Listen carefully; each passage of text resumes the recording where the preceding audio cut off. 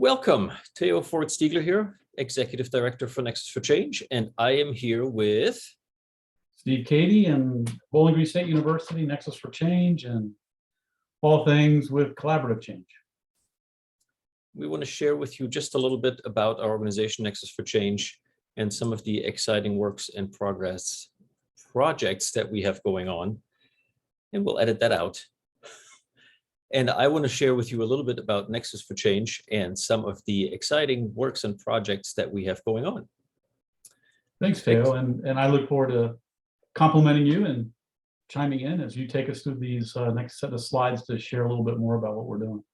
Very good. So NEXUS4change has a mission to advance the best in collaborative change, to transform organizations, revitalize communities, develop human potential so that people are better together.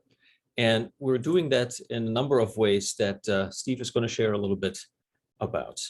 Yeah, and so at the heart of establishing thought leadership is the idea of publishing or creating content where you make a difference while you sleep. I call that passive difference making, like passive income. And at the heart of creating, publishing good content is conceptual frameworks, models, tools that are supported by critical thinking, research, evidence, and science that have, on one side, education, that have training and talent development, and on the other side, have the opportunity to put in practice these things, both as internal and external consultants. And so at Nexus, we really bring together the people that are doing education, the people that are doing consulting, the people that are out creating content and thought leadership, and we bring them together into a community of communities.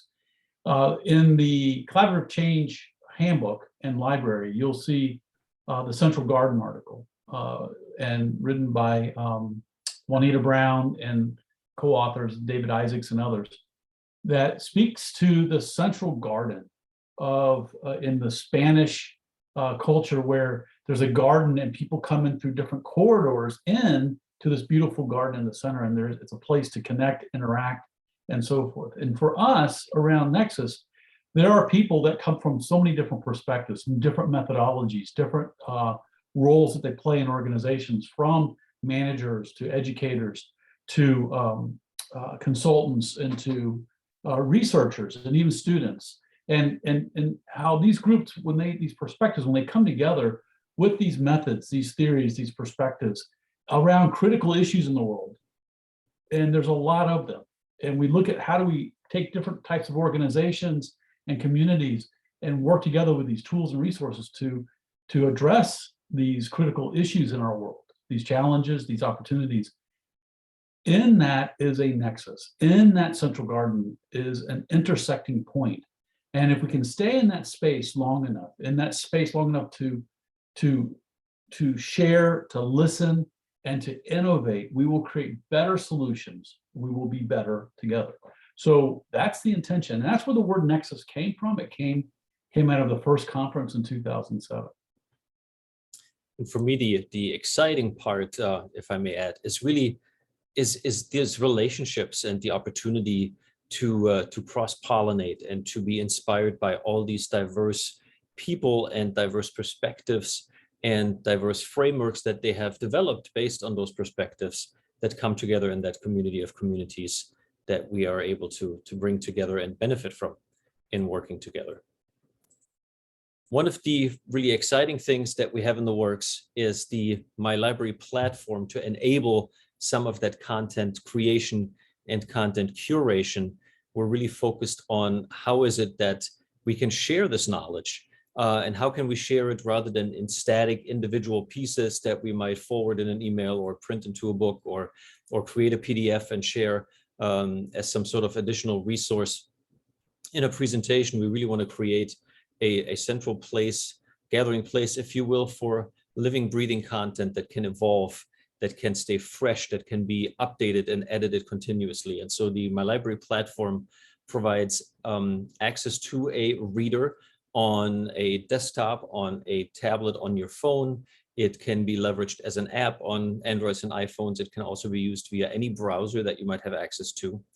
And so we're excited to be focused on creating this place and interactivity for folks that are interested not just in content and collaborative change, but related in other content as well.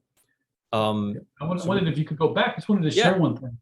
What you'll notice is, and what's really great is this app was developed out of necessity. As we work to create content and different methodologies and make them accessible to people, the first thing is how many is too many, or how few do we need to keep? And one of the things is we want to be inclusive, ever in search of hidden gems from around the world, great techniques and approaches from all different corners of the planet. And in that search, we bring all that knowledge together. And in bringing that knowledge together, it's written, developed, and created by people that are the thought leaders in that particular area. So they come together and they, in that nexus, get to meet each other. Now, within all of that, people come in to read and use, and communities of practice come into that. And as they're in this soup, if you will, of passion and people and like I said, all those critical challenges and issues in the world, and people are solving problems and supporting each other, as we bring that knowledge together into this one place, the question somebody will ask is, well, which one do I choose? How do I find it? What does it look like? And so forth. And as they wrestle with all of that, they'll ask a question, well, what if I want just some of it? I don't want to have all, there's a lot. And so what came out of this is, you'll see, and you look up there, you can see this notion of my content, build a book, community. And in that, you can see what you can do as a person. You can go into this notion of knowledge bits, parts, and wholes. A person can take a knowledge bit, a specific piece of knowledge that can help them. They can take it and connect it with other knowledge bits and make their own playlist, like Spotify of music. They can create their own playlist of knowledge, build their own little book. And we are working towards being able to have it print on demand, and you can send and share it with people right now, and you can create your own books online. Now the question is, can you print and have your own custom book print it and send you, or pick it up down the road? In addition, every knowledge bit has mixed media supporting it.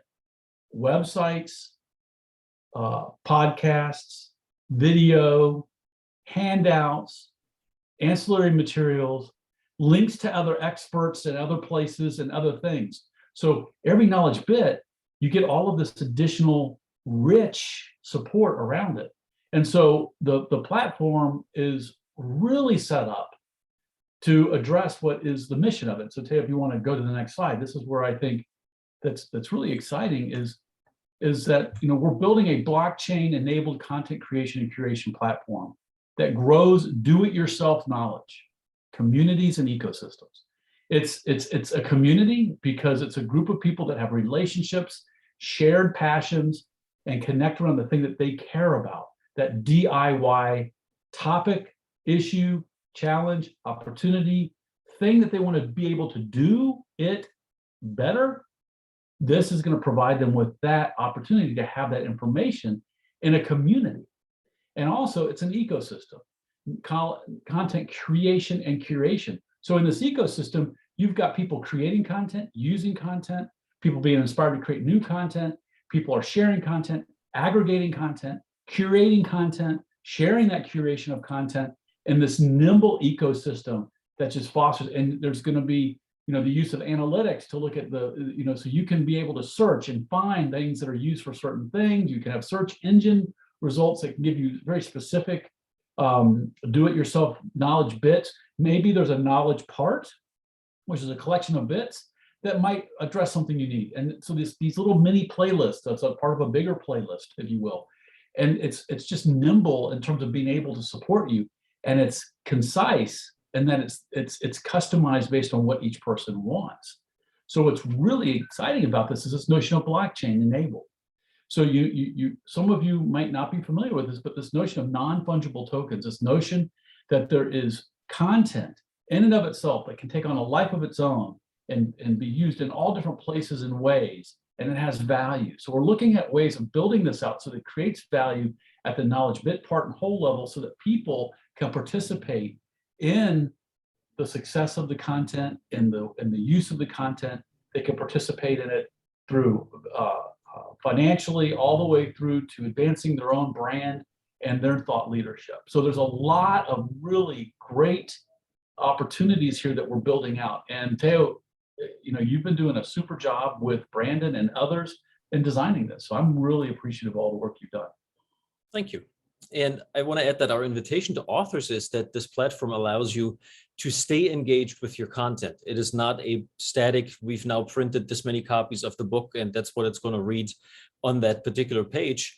If there are new nuances to a framework or methodology that you want to share in your knowledge bit, if there are new ways of using it that you've discovered maybe through the pandemic that have added to ways that it was engaging prior to, those are things that can be adjusted. We can go and we can update the content. We can add resources. We can add the multimedia parts and pieces or change them. Maybe there is something that is now more current, more up to date, more relevant, where you feel that something else maybe is sort of outdated now. Those ways to continuously update your content and therefore be engaged with a community of readers that follow and are interested in your thought leadership, I think is a meaningful part and invitation to our authors of this content as well. And what I'd offer is that a lot of times knowledge bits can be evolved and improved or adapted. Knowledge parts, when you weave together or chain together, you connect together, string together knowledge bits, you string together these knowledge bits to create a knowledge part. Think of that like a book, and you can put a series of books together to create a knowledge whole, which is a collection. In that, you might create another knowledge bit that's similar to one, but it's different enough that you want to keep it as two knowledge bits. And there's different ways to do that. And so then all of a sudden you start creating knowledge bits, knowledge bits, knowledge bits, knowledge bits. And you have these bits and you start organizing them different ways. Before you know it, you've got, a bunch of knowledge bits that can be organized into multiple types of books or collections of books. And then you can weave across your books or other books to create new knowledge pieces. So there's just an amazing number of ways to configure this in the ecosystem. So I want to share with you some of the collections that currently are available to you on the myLibrary platform. We have, Steve spoke earlier to, this was created simply because we needed this kind of platform, and the need was for the collaborative change library. And we'll tell you about that here in a little bit more detail in a moment. We also created a collection that we started fairly early on when we all had to start dealing with the realities of COVID-19. What were some of the reactions? What are some of the opportunities, provocations, if you will, for us to interact differently in this new space that we were all experiencing? I'm excited that we're going to be able to share with you the last manuscript of the late Peter Vail, Practice as a Way of Being, that is currently available in a preview mode and should be available to all of you here at the conference and will be available early next year as a complete collection. We also have organizational behavior and principles of management collections that we are collaborating with Kendall Hunt on bringing to students and to your classrooms if you so choose. There's also a collection on belonging and a subscription for a management collection that we're building out. But I want to maybe give it back to Steve and tell us a little bit more. He started sharing a little bit about the Collaborative Change Library. Yeah, so the Collaborative Change Library is a knowledge community that is focused on collaborative change methodologies. And it's a library that's growing. So we have new authors being added every week.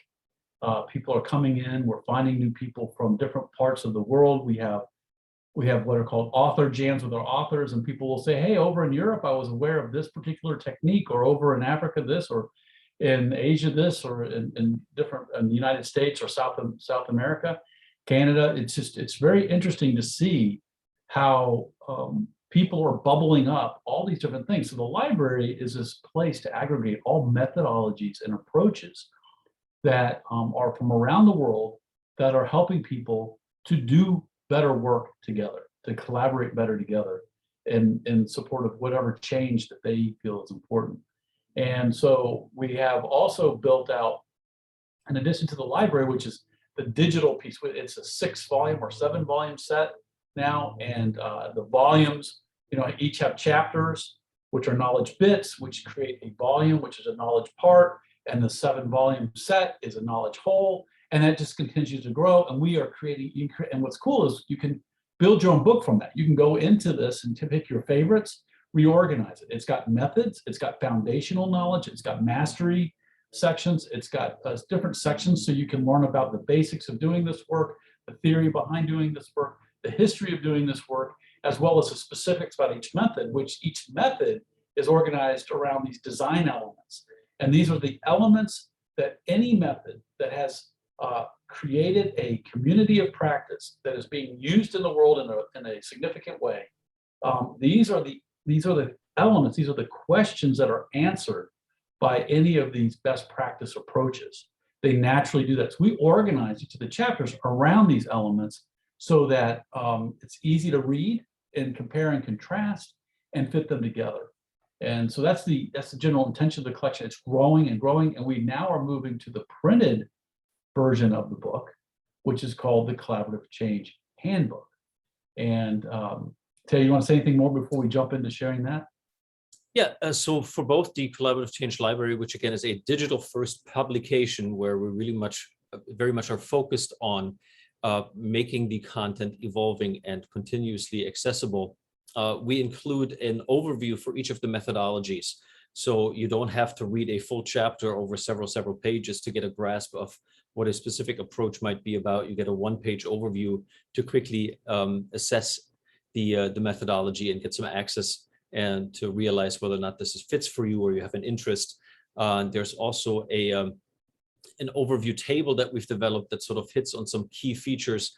For example, you might be looking for something that is applicable for, let's say, a 1 to 3 day conference, and you want to leverage that engagement over that period of time. There are some approaches that are more applicable for that kind of use than others. So those kinds of indicators we look to identify for you as the reader in interacting with these approaches. And so the Collaborative Change Handbook that Steve mentioned is going to be the first iteration in print of this content that we're looking to put out early next year. And you want to say something about this, Steve? I'm really excited. So some of you have already seen this. We did a big survey. We got a couple hundred, if not more, people giving us feedback on 3 different covers. It turned out that all 3 covers people liked. It turned out this one had the best score overall. But what really popped for people, or what really stood out, was how this popped, how this had more of the wow factor. People go, oh, I love that. It's clean. It jumped out at me. If I was walking by a table, I'd pick it up. So lots of comments like that. Well, all 3 had lots of positive comments and really were well received. I think we could have done anything with all 3. This is the one that was the one we picked. It will be for the printed version of the book, which will be coming out in the spring of 2022. And so we've talked a lot about the content that we are looking to share and leverage and that we are engaging around, and that I've personally had the pleasure of meeting really many amazing individuals, both the thought leaders and authors themselves, as well as the people that are passionate in enabling this knowledge and bringing it forward. But we're also looking to engage all of you continuously in the future. And so this is some of the exciting, we hope to be in-person gatherings that we are planning for the coming years. Yeah, and what this is the authors of the Collaborative Change Handbook and Library, the authors are organizing an event to come together and bring their communities of practice together around the topic of collaborative change. And it's a festival. It's a festival that celebrates. It's a festival that deals with critical issues. It's a festival that brings into the Nexus a lot of diverse perspectives, like the kaleidoscope, a lot of diverse agendas, motives, needs, and organizational types, to professionals that are working as consultants, as educators, as managers, as students, as researchers. So we're looking at bringing into this festival all of us to have an experience that is truly celebrative of the human spirit and what's capable when we come together to do things better together, truly to do things better together. So we're looking at Washington, D.C. in 2022. It'll be we'll always do a streaming version with the in-person element. And then we're looking at 2023 Europe. We may go to another continent in 2024, circle back to North America, and then go to Europe and to another continent, something along those lines. We may go back and forth, but we have a design team and group of authors that are working together to plan the experience. So more to come on this. We are in the forming stages of that and pretty excited about it. And if you've made it all the way to the end of this video, we thank you for paying us this attention. If you want to check out more, please feel free to click on the links that will be down below for NEXUS4change. That is with the number 4, NEXUS4change.com, and myLibrary.world. And enjoy Evolve. Thank you so much. Thank you. Bye.